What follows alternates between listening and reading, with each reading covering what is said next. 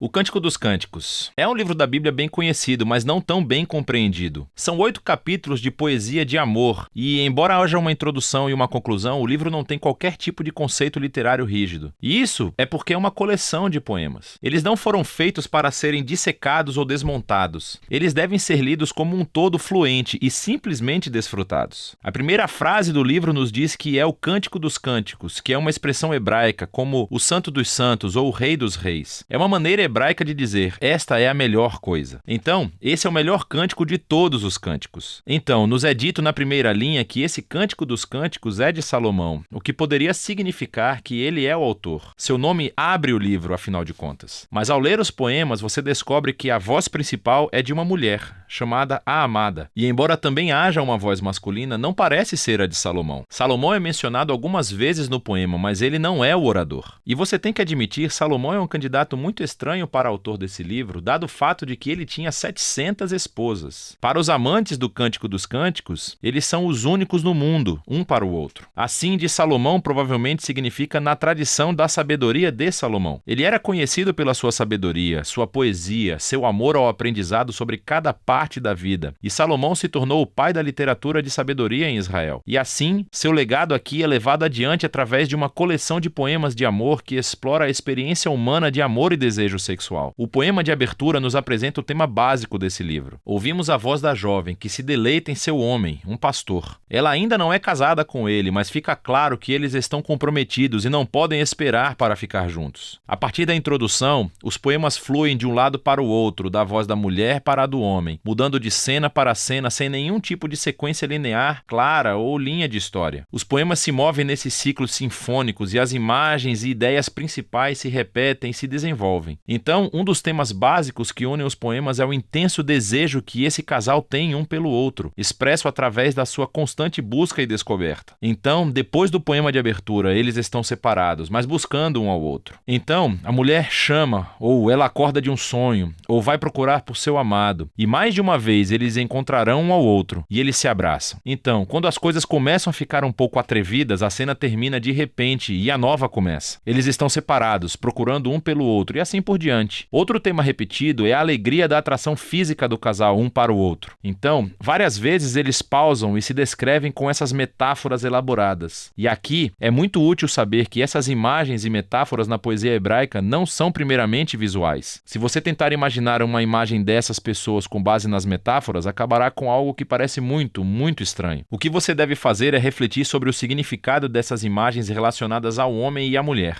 Então você lerá os ciclos poéticos e a tensão continuará aumentando no desejo, alegria e atração que eles sentem. E essa repetição em espiral é uma maneira poética de aumentar e focar o mistério e o poder do amor sexual. Tudo se encaixa na conclusão, que faz uma pausa para resumir o que são esses poemas. O amor é tão forte quanto a morte. Suas paixões são duradouras como a sepultura, suas labaredas são de fogo, uma chama divina. Muitas águas não podem extinguir o amor. Rios não podem varrê-lo. Se algum homem tentasse usar todas as suas riquezas para comprar o amor, a sua oferta seria desprezada. O poema destaca o poder e a intensidade do amor. Como é bonito, mas também perigoso. Como o fogo, o amor pode destruir as pessoas se elas forem maltratadas ou ser estimulante se estiverem protegidas. No fim das contas, o amor expressa o desejo humano insaciável de conhecer e ser totalmente conhecido e desejado por outro. O amor é uma das experiências mais transcendentes e misteriosas da vida humana. E como parte da tradição da sabedoria da Bíblia, esse livro diz que é uma dádiva de Deus. Depois disso, há um poema estranho sobre Salomão tentando fazer o que o poema anterior acabou de dizer que era impossível: comprar o amor. A mulher rejeita a oferta de Salomão e, em seguida, o livro conclui com o homem e a mulher. Eles estão separados novamente, na busca de um pelo outro. Ele liga para ouvir a voz dela. Ela implora para ele fugir com ela, e assim o livro termina. É totalmente aberto. Mas isso é muito parecido com o amor, que nunca termina verdadeiramente, porque há sempre mais para descobrir e perseguir em sua amada. E o verdadeiro amor não tem fim, e nem esse livro. Agora, através da história, a grande questão levantada pelo Cântico dos Cânticos é: o que raios a poesia de amor está fazendo na Bíblia? Houve 3 interpretações principais desse livro ao longo da história. Na tradição judaica, era lido como uma alegoria. Cada personagem é um símbolo. Então a mulher é Israel, o homem é Deus, e o seu amor é um símbolo da aliança entre Deus e Israel feita no Monte Sinai, na entrega da Torá. Essa visão fluiu para a tradição cristã, mas os personagens foram trocados. Então é sobre o amor de Cristo Cristo pelo seu povo, a igreja. E essa interpretação foi inspirada pelas palavras de Paulo em Efésios 5, de que o amor de um marido cristão pela sua esposa é um símbolo do amor de Cristo pela igreja. O que é interessante é que nos últimos 100 anos, descobertas arqueológicas entre antigos vizinhos de Israel no Egito e na Babilônia revelaram todos os tipos de poesia amorosa antiga, que é muito semelhante em linguagem e imagens ao do Cântico dos Cânticos. Vemos que a poesia do amor era uma parte significativa do ambiente cultural de Israel, o que levou a maioria dos estudiosos hoje a ver o Cântico dos Cânticos como o que ele se representa, um arranjo de poesia amorosa israelita que reflete o dom divino do amor. Mas isso não significa que seja apenas uma antiga poesia de amor. Há uma característica fundamental desses poemas que se destaca quando você os lê como parte do Antigo Testamento, e esse é o uso irresistível de imagens de jardim. Há ecos poderosos do Jardim do Éden e da cena idílica entre o casal nos primeiros capítulos do Gênesis. Então, a imagem do homem e da mulher, despidos e vulneráveis, mas completamente unidos e seguros um com o outro. Isso ressoa no painel de fundo de Cânticos dos Cânticos. É como se nesses poemas estivéssemos testemunhando o amor de um casal cuja relação não é contaminada pelo egoísmo e pelo pecado. E, finalmente, a canção mantém a esperança de que, embora nossos próprios relacionamentos sejam tão frequentemente distorcidos pelo egoísmo, o amor é um dom transcendente. E é para nos apontar para algo maior, para o presente do amor de Deus que um dia permeará e transformará seu amado mundo. E é disso que se trata o Cântico dos Cânticos.